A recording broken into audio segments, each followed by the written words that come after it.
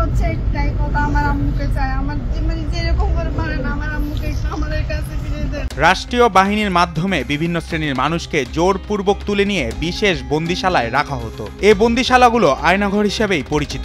গুম হওয়া ব্যক্তিদের অনেকে শেখ হাসিনা সরকারের পতনের পর আয়নাঘর থেকে ফিরে আসেন পরিবারের কাছে।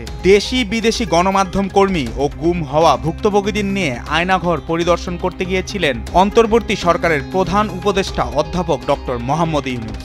তাদের বয়ানে উঠে আসে আয়নাঘরের নির্মম ভয়াবহতা। শুধু রাজনীতিবিদরাই নয়, ব্যবসায়ী, আইনজীবী থেকে শুরু করে সরকারের বিপক্ষে কথা বললেই করা হতো গুম। পারিবারিক দ্বন্দ্বের জেরেও প্রশাসনকে ব্যবহার করে গুম করা হয়েছিল অনেককেই। বাদ যায়নি 11 বছরের শিশুও। যাকে মন চেয়েছে তাকেই গুম করা হয়েছিল। এই যেমন আফসানা নূরে আরিয়া ও তার মা রেজিয়া বেগম। প্রায় 1 দশক আগে পারিবারিক সমস্যা নিয়ে তাদের গুম করা হয়েছিল। যখন অপহরণ করেছিল তখন সে মাত্র 11 বছরের শিশু। তাদের র্যাব কার্যালয়ের একটি গোপন কারাগারে রাখা হয়েছিল। পরে তাকে ছেড়ে দেওয়া হলেও তার মাকে ছাড়া হয়নি। আরিয়া এখনো খুঁজে বেড়াচ্ছে তার মা রেজিয়াকে। তোমাদেরকে পরে হুমকি ধামকি দিয়েছে তোমাকে ছেড়ে দেওয়ার পর? ব্যারিস্টার মীর আহমেদ বিন কাশেম আরমান, তিনি জামায়াতের সাবেক নেতা মীর কাশেম আলীর পুত্র। 8 বছর ধরে তাকে আটকে রাখা হয়েছিল আয়নাঘরে। হাসিনা সরকার পতনের পর তিনি মুক্তি পান। আয়নাঘর পরিদর্শন করতে গিয়ে 8 বছরের নির্মম অভিজ্ঞতার কথা বর্ণনা করেন তিনি।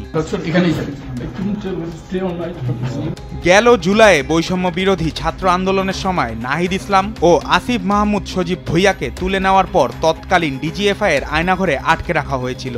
আজ সেখানে পরিদর্শনে গিয়ে কক্ষটি চিনতে পারেন উপদেষ্টা নাহিদ ইসলাম। এই কক্ষের একপাশে টয়লেট হিসাবে আরেকটি বেসিনের মতো ছিল বলে জানান তিনি। 5 আগস্টের পর এই সেলগুলোর পরিবর্তনের কথাও বলেন তিনি।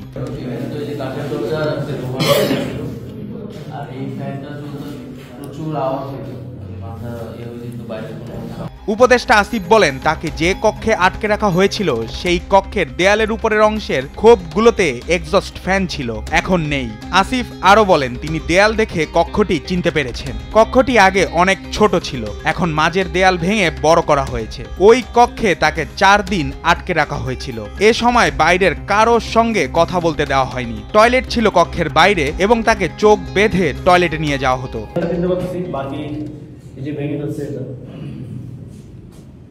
আপনি কতদিন ছিলেন এই ধরনের একটা করে?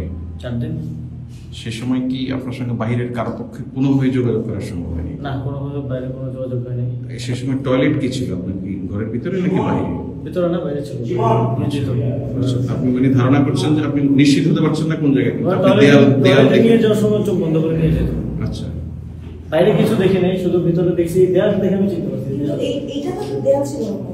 হ্যাঁ, রুমটা ছোট ছিল, এই জন্য আমি বুঝতে পারতেছিলাম না। এখন ভেঙে রুমটা বড় করা হয়েছে। রুমটা আসলে ছিল এইটুকু। ওই যে গ্যাপটা, ওইখানে তো ফ্যান ছিল। ফ্যান ছিল, হ্যাঁ। এখন সেই ফ্যান আর নেই। শুধু তাই নয়, ভারতীয় প্রধানমন্ত্রী নরেন্দ্র মোদীর সমালোচনা করার অভিযোগেও গুম করা হয়েছিল। তেমনই একজন তার অভিজ্ঞতা বর্ণনা করেন আয়নাঘর পরিদর্শন করতে এসে। তাকে ঢাকার র্যাব সদর দপ্তরে আয়নাঘরে রাখা হয়েছে। পরবর্তীতে তিনি জীবিত ফিরে আসেন। আমি কেসে এখনো হাজিরা দিই, আমার কেসটা এখনো চলছে। জঙ্গি নাটক, ওই জঙ্গির মামলাটাই এখনো চলছে, আমি এখনো হাজিরা দিই।